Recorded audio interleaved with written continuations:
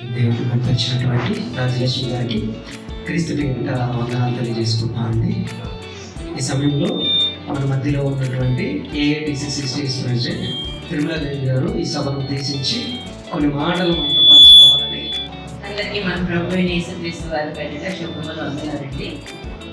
ఈరోజు హాలిడేని పురస్కరించుకొని మరి దైవ సేవకులైన వాళ్ళు మరి సభను ఏర్పాటు చేసినందుకు నిజంగా హర్షించవలసిన విషయం అండి. నేను ఎప్పుడో ఒక మాట చెప్తా ఉంటానండి, కొద్ది మందిగా ఉన్నామని చెప్పేసి అని ఎప్పుడు కూడా అనాలోచనగా ఉండకూడదు. నిజంగా అండి, ఈ లేఖనాల పరిశోధన సదస్సు ఎంత ముఖ్యమో అనంటే ఈ రోజున అనేక డినామినేషన్లు అనేక సంఘాలుగా ఉన్నాయి కదండి. ఎక్కడ కూడా ఇంత లోతైన విషయాలు చెప్పడానికి సేవకులైన వాళ్ళు కూడా సమయాన్ని ఇవ్వట్లేదండి.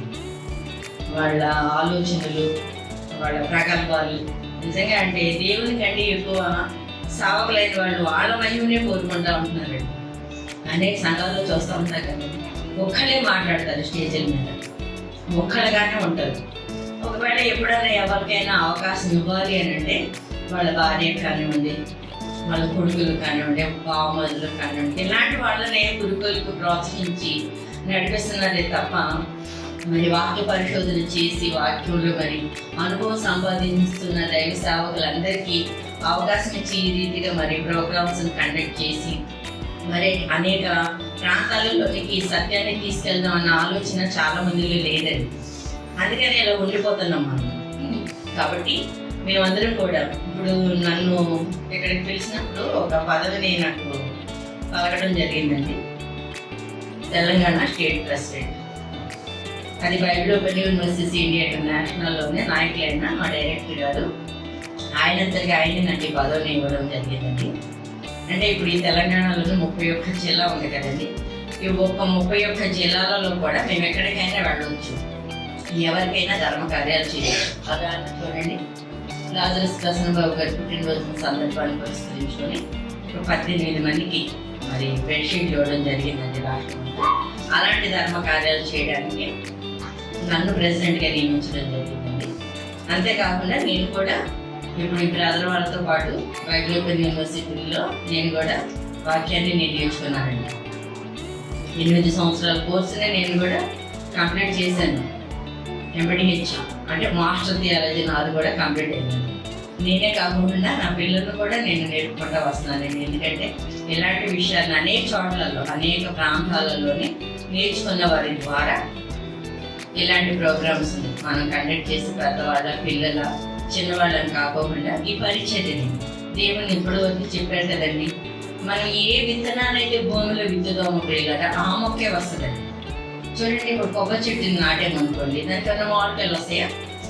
రావు కదండి. అందుకే దేవుడు చెప్పడం జరిగింది, మీరు ఏ విత్తనాన్ని అయితే మీరు భూమిలో నాటుతారో అదే విత్తనం వస్తుందని చెప్తున్నాడు. కాబట్టి ప్రియులారా, మనందరం కూడా సత్యాన్ని చేతను పట్టుకొని, అది all India to Christian Hindu కానివ్వండి, బైబిల్ ఓపెన్ యూనివర్సిటీ వాళ్ళు కానివ్వండి, అండ్ నేను అదే దైవ సేవకులు కానివ్వండి, ఇంకా దైవ సేవకులు ఇక్కడ సంజీవరావు గారు ఉన్నారు, అలాగే అప్పారావు గారు కూడా చాలా చోట్ల మరి వాక్య పరిచర్య చేస్తూ ఉన్నారు.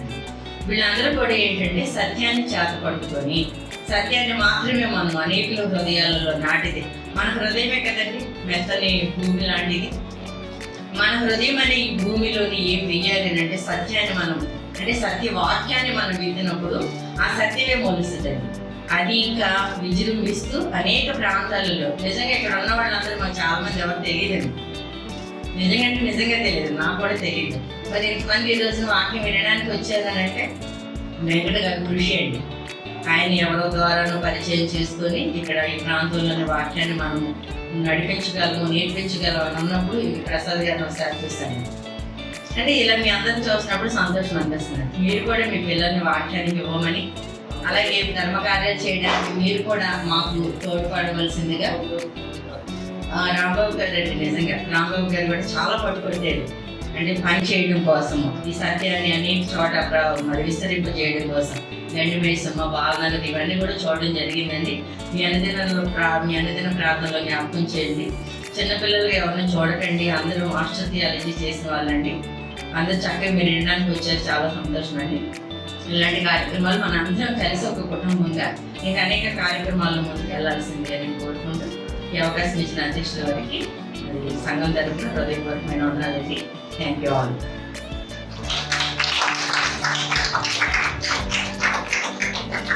చాలా చక్కగా జరుగుతున్నటువంటి కార్యక్రమం గురించి వివరించినటువంటి తిరుపతి గారికి క్రీస్తు పేరిట వందనాలు తెలియజేసుకుంటామండి. అలాగే మన మధ్యలో ఉన్నటువంటి సురేష్ గారు స్టేజ్ నుంచి రావాల్సిన కోరుచున్నాం.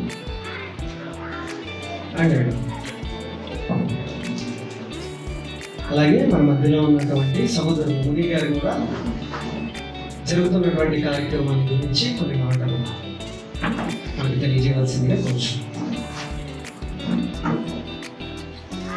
అందరికీ మా రక్షకుడు ప్రభు యేసుక్రీస్తు నామములో నా హృదయపూర్వక ధన్యవాదాలు తెలియజేస్తున్నాను. ప్రియులారా, మరి అక్కగారు ఇంతవరకు పరిచయం చేస్తున్నారు కదా, all India Christian council Telangana president ladies అయితే, అలాగే all India Christian council Telangana state joint secretary నేను.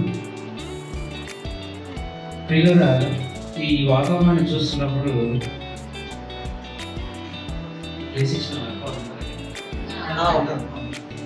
అక్క అన్న వాళ్ళు కొంచెం నిలబడతారా?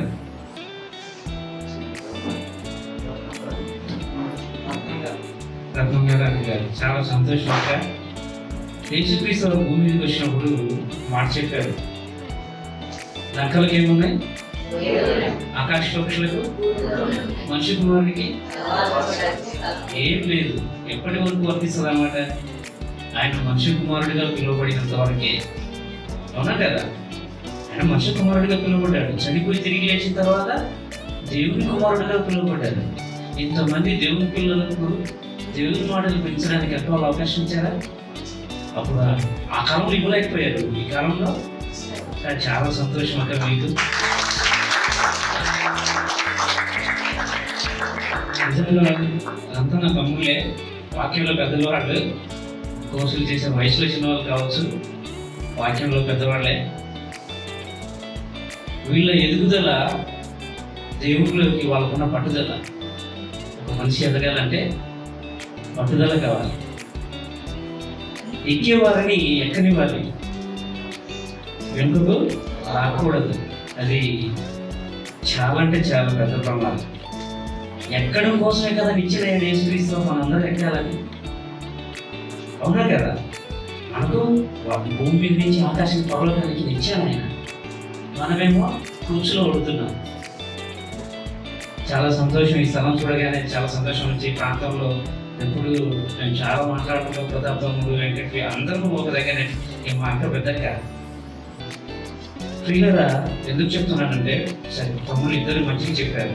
సత్యం భూమిలో నుండి మొలుస్తుంది. ఎందుకంటే శతవరం ఎంతసేపు వాక్యం అనుకుంటాం, వాక్యం భూమి నుంచి రావడం ఏంటి అని నేను అదే ఆలోచిస్తున్నాను. కానీ సంత వీధుల్లో కేకలు వేస్తున్నారు అని చెప్పి చూసారా? కూరగాయలు అవి అడవకుండా వేరే వ్యక్తితో ఆలోచిస్తున్నాయి. నన్ను తీసుకొని తినండి అని చెప్పలేదు కదా, నన్ను తీసుకెళ్ళి మీ ఇంటికి వెళ్ళి వడ్డించుకొని తినలేదని చెప్పలేదు కదా. కానీ ఎలా చెప్తుంది? ఒక మనిషిని పెట్టి చెప్పండి రా బాబు అని చెప్తుంది. చూసారు ఎంత విలువైన మాటలు అంటే. నాకు మరొకసారి మీకు చాలా థ్యాంక్స్ అన్న. ఇంత విలువైన మాటలకి చేర్చుకొని వినిపించడానికి మీరు ఈ అవకాశం ఇచ్చేస్తాం, మనకి చాలా సంతోషం. అలాగే ఇక్కడికి రావడం కోసం ఎప్పటి నుంచో అనుకుంటాను. తాము పెట్టినప్పుడల్లా గాంధీ జయంతి కదా ఈరోజు, ఆయన జయంతిని పురస్కరించుకొని మనం సరదాగా ఎంతో సంతోషంగా దేవుని మాటలకు అవకాశం పంచుకోవడానికి కూడా గాంధీ గారు ఒక రకమైన కారణం లేదు. ఖాళీ లేదనుకోండి, మనం వచ్చేవాళ్ళమా? అలేము. ఖాళీగానే జారీడీగా చూసేవాళ్ళం మనం. కానీ దీన్ని దేవుడిగా మార్చుకునే వాళ్ళు ఉన్నారా? అందులో కొద్దిమందిగా మనం ఉన్నాం. దీనికోసం ఎంత కష్టపడ్డాడండి. మీరు ఇవ్వగానే సంతోషం అనిపిస్తుంది. దీనికోసం ఎంత రూపురేఖలు చేశాడో చూడండి. వాక్యం అంటే ఎంత ప్రేమ, వాక్యానికి ఉన్న విలువ అలాంటిది. కాబట్టి ఆ వాక్య విలువ తెలిసిన వాళ్ళే ఇంత కష్టపడతారు. కష్టపడే వాళ్ళకు ప్రోద్బలం ఇవ్వాలి. అంటే ఇప్పుడు రైతు ఉంది, పంటలు పండిస్తుంటారు కదా, వ్యవసాయం చేసేటప్పుడు ఎలా కష్టపడతారండి. ఓకే, అది దున్నుతుంటే సార్లు వెళ్ళాలి, కరెక్ట్గా ఎద్దులు వెళ్ళాలి, నాగలి, ఇవన్నీ మన కళ్ళ ముందు చూసినప్పుడు వాక్యం కూడా భూమిలో మంచి వాక్యం కూడా అలాగే కరెక్ట్ వేలు వెళితేనండి ఎక్కడికి? దేవుని కుమారుడిని మనలో చేర్చుకున్నాం కదా. యేసుక్రీస్తు వారిని మనుషు కుమారుడికి వచ్చినప్పుడు ఎవరు చేర్చుకోలేకపోయాడు. వాళ్ళు అర్థం కాక చంపేశారు. అర్థమైన తర్వాత మన హృదయాలు పెట్టుకున్నాం. ఇంతమంది హృదయాల్లో యేసుక్రీస్తు వారు వచ్చి మన వాక్యంలో ఉన్నాయని మన మధ్యలో నిలుస్తున్నాడా లేదా? మరి ఇంతమందిలో వాక్యంగా నిలుస్తున్న ఆయనకి కారకులు ఒక రకంగా అకారణం అయితే ఆ వాక్యాన్ని వాళ్ళ ఇచ్చింది భూమి అయితే ఆ భూమిలో విత్తనాలు విత్తే కార్యక్రమానికి ఈరోజు వీళ్ళందరూ శ్రీకారం చుట్టారు. కాబట్టి మరొకసారి స్టేజ్ పైన ఉన్న దేవుని మాటలు దేవుని సేవ చేస్తున్న వీళ్ళందరినీ మరొకసారి నా ధన్యవాదాలు తెలియజేస్తూ, ఇంకా దేవుని పనిలో వెంకట ప్రతాప్, మహేష్, అలాగే అశోక్, ఇక్కడ ఉన్న వాళ్ళందరికీ మీ సహకారం ఎప్పటికీ. ఎవరైనా వినగలిగే వాళ్ళు ఉండని చెప్తారు, వినేవాళ్ళు లేకపోతే చెప్పలేదు కదా. కాబట్టి విలువైన మాటల కోసం ఎంతసేపు అయినా ఓర్చుకున్న మంచి ఆహారం వచ్చింది. సమయాన్ని దేవునికి అప్పు చెప్పుకుంటూ ఈ అవకాశం ఇచ్చినటువంటి అధ్యక్షుల వారికి, అలాగే అందరినీ ప్రేమించి ఈరోజు వాక్య పూర్తి చేసిన మీ అందరికీ కూడా నా హృదయపూర్వక ధన్యవాదాలు తెలియజేసి నా మాట ముగిస్తున్నాను. Thank you. చాలా చక్కగా విలువైనటువంటి మాటలని మా అందరితో పంచుకున్నటువంటి సహోదరులకు మంచి సజెషన్ ఇచ్చినటువంటి అన్నగారికి ప్రత్యేకమైనటువంటి వందనం తెలియజేసుకున్నామని